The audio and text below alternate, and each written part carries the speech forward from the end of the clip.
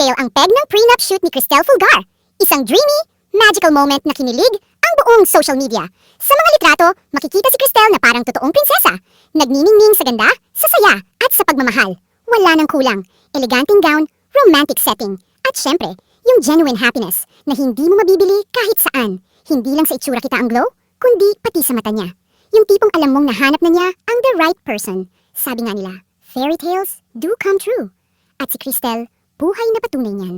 Para sa mga sumubaybay sa journey niya, mula sa pagiging batang artista hanggang sa ngayon, nakakatuwang makita kung paano niya pinipili ang sarili niyang happiness. Hindi man madala sa limelight, pero sa bawat hakbang niya, kitang-kita, she's living her best life, quietly but beautifully.